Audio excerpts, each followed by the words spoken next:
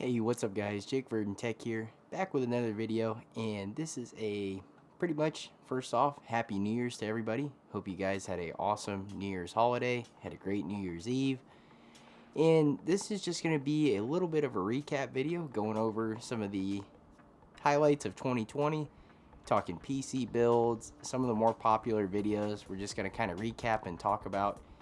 And I also am going to talk about some of the projects I have planned for 2021, which I'm really excited about.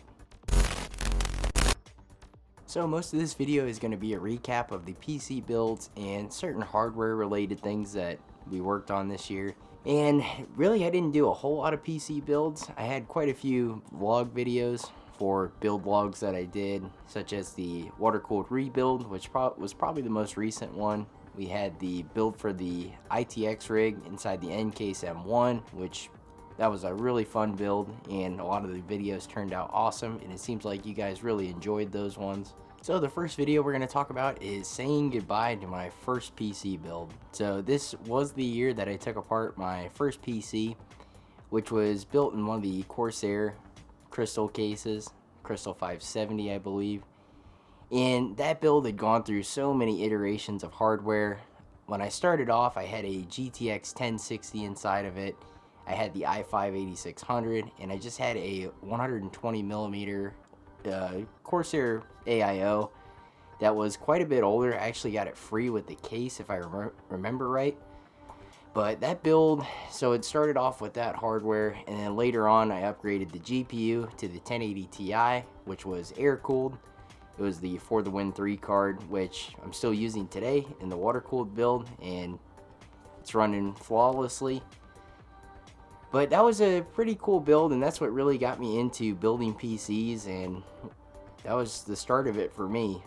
So it was a little bit disappointing to take that build apart, but I knew the end goal was to build another PC with a lot of that hardware incorporated into it. So that's where the mini ITX build inside the Ncase M1 came from.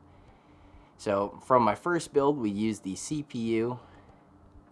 That might have been it, just the CPU, because we had to obviously go with an ITX motherboard. We needed a SFX power supply to fit in the Ncase M1.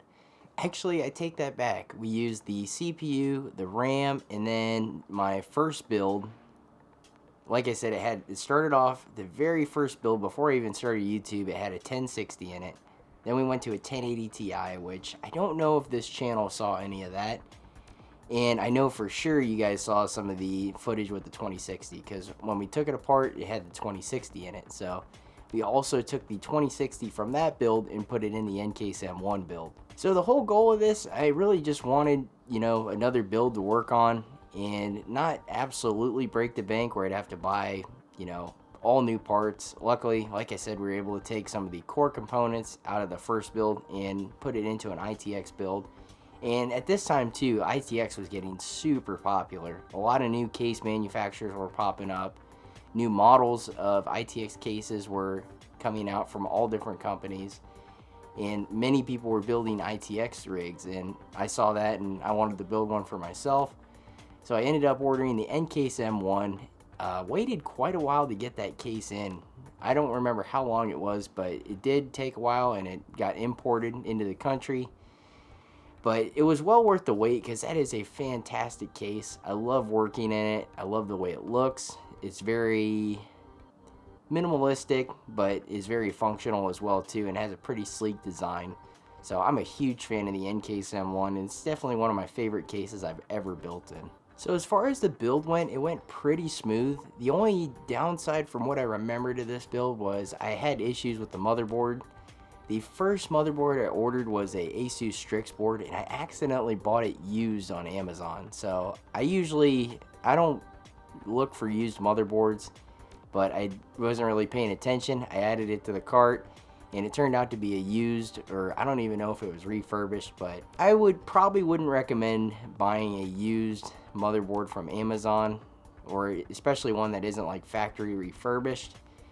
So, and I experienced that the hard way, but luckily with Amazon I was able to send it back and get a different motherboard on the way. From there I ordered a ASRock Phantom Gaming motherboard, and that one's been great.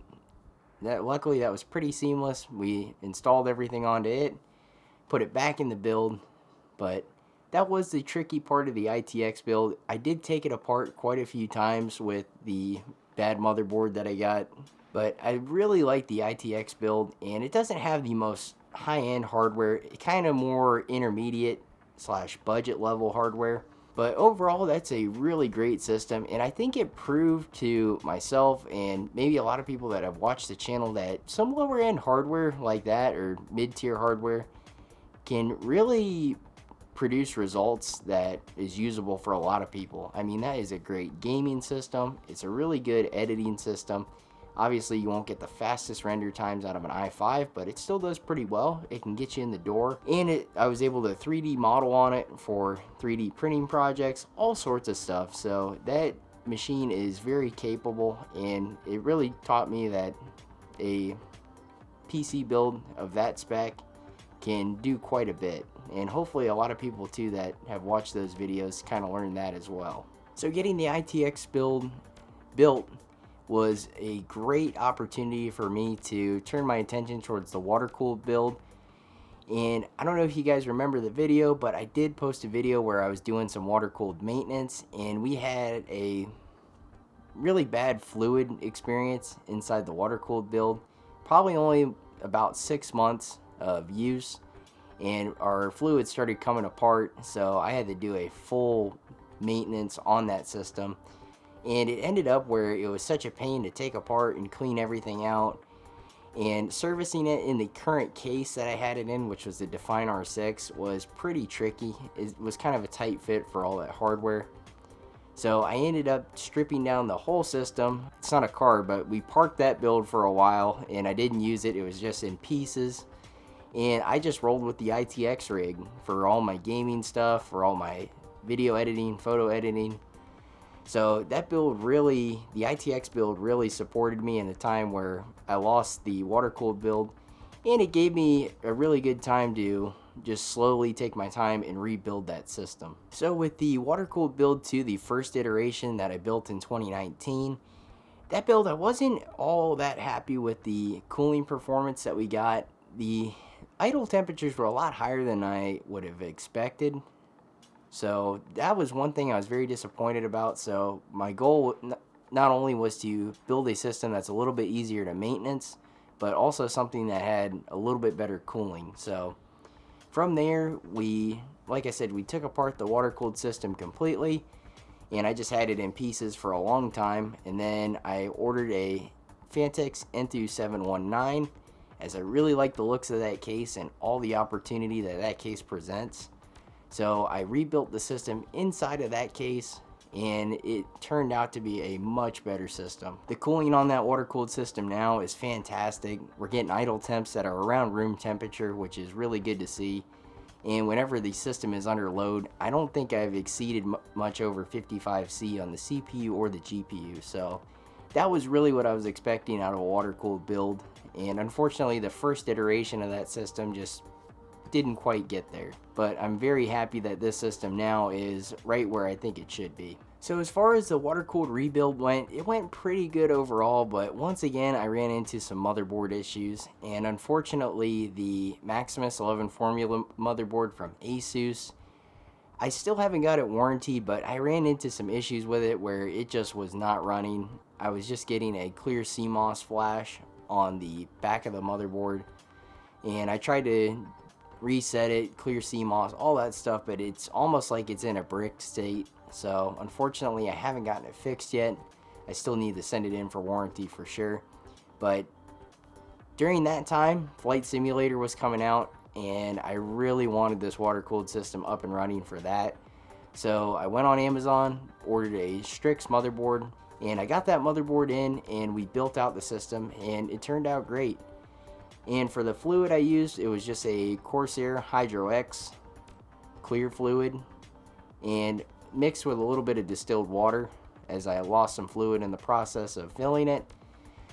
But that fluid has been great. Clear is nice and easy to maintain, as I haven't had any issues with it, and I don't see any sort of corrosion going on because the Hydro X fluid has a lot of preventatives in it. So I expect this system to be much easier to maintain, having that clear fluid, a much larger chassis to work around in. So overall, I am super happy with the current water-cooled build. Like I said, the hardware is a bit dated right now. I don't know if I'm going to be doing any upgrades to it this year. Unfortunately, any upgrades I do make to it is going to be quite an overhaul, because I'll probably be looking to get more CPU performance. Might go with something from AMD, like a 5900X or a 5950X. Something with more cores, more threads for video editing and production. And the graphics card, the 1080 Ti, still does really well for me. If availability, it gets much better throughout 2021 for the GPU market, I might consider upgrading it, but as of now, this system takes care of me pretty well, so I probably won't be upgrading this system this year. One thing this system definitely needs though is a GPU extension cable that's custom sleeved. I did the CPU cable, ran out of material, and I haven't messed with it since. So I definitely need to get those GPU cables custom sleeved and make those extensions to really complete the build, so I don't have mismatched cables in there. So talking about the projects coming up for 2021, which I really, not until recently, I really didn't have anything planned in particular. But my sister reached out to me and she finally says she wants to build a PC. So I'm super stoked about that. And she kind of has a similar taste that I have when it comes to builds. So I think we're going to be doing a build in the Phanteks Evolve Shift. And this is going to be the Shift 2, which has a little bit better cooling performance. And I have always wanted to build in that chassis.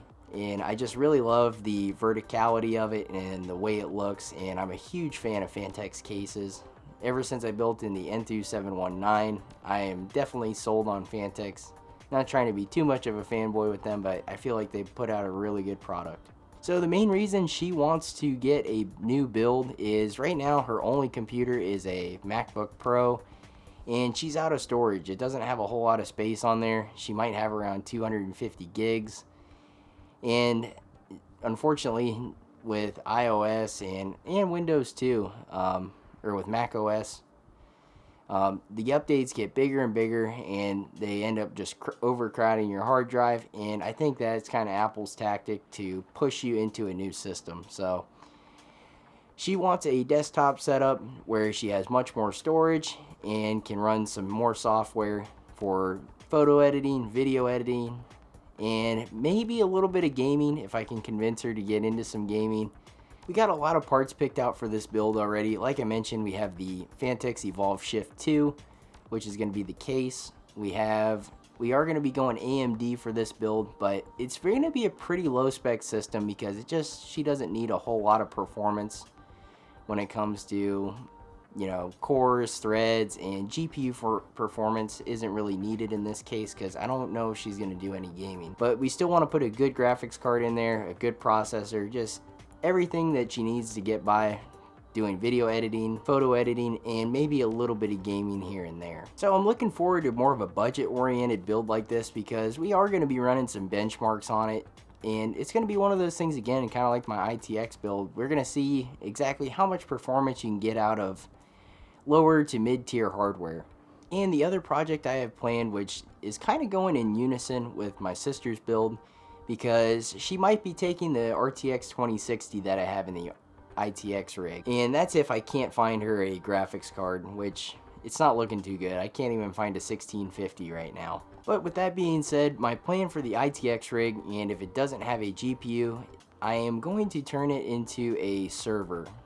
Mainly a video storage server, because with all the videos I'm putting out on YouTube, I really need a new storage solution, as I'm getting kind of tired of managing all my videos through external hard drives and making sure that they're identical and doing that all manually. So the best solution for that is to build a server, and we're going to make a network attached storage solution that does have some sort of RAID redundancy.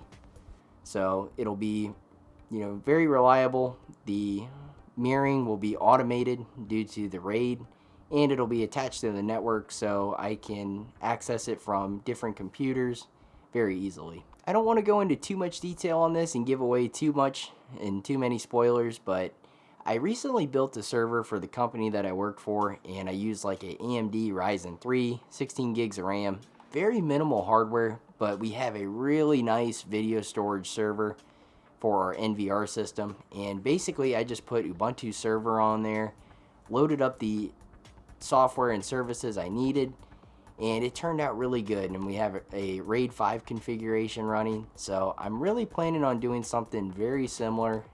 So the biggest challenge for building a NAS server, sometimes it can be the OS and software side that can be a little bit tricky, but luckily, because I just worked on one for the company I work for, I've kind of got a system down that I'll be doing for my NAS server. But the most tricky part that's going to be for this is doing it in the ITX build, and more specifically building it inside the Ncase M1. There's not a whole lot of space for hard drives, and I really want a hot swappable hard drive bay like this one. These are really cool, and I want to try and fit this inside the Ncase M1. So it's going to be tight. I might have to make some custom brackets through 3D printing. So my goal is to fit that hot swappable hard drive bay inside the Ncase M1. And as far as the software goes, run Ubuntu server 20.04, enable a RAID configuration, either a RAID 1 or a RAID 5, I haven't quite decided yet, and run the file sharing through Samba, which is a pretty popular one used on Ubuntu server that you can just access through IP address and the user account configuration through Samba. So I feel like that's going to be a really cool build, and I haven't quite heard of anybody else turning an Ncase M1 build into a NAS server. So, I mean, I'm sure somebody out there has done it, but maybe not in the way that we're going to be doing it. So, it'll be pretty cool, and I can't wait to see how it turns out, and I really hope I can fit that hot swappable hard drive bay inside the Ncase M1. Alrighty guys, that is going to wrap up this video. Thank you for watching. Once again, Happy New Year's to you guys. I really appreciate you watching these videos, and this year the channel has really grown as I've gained quite a few subscribers, so I'm very thankful for that, and I really appreciate you guys tuning in, watching these videos, subscribing, just everything. I really appreciate it. And whether or not your 2020 wasn't a great year, or if it was kind of a bad year for you, I really hope you guys have an even better 2021. So thanks again for watching guys, and I will see you in the next video.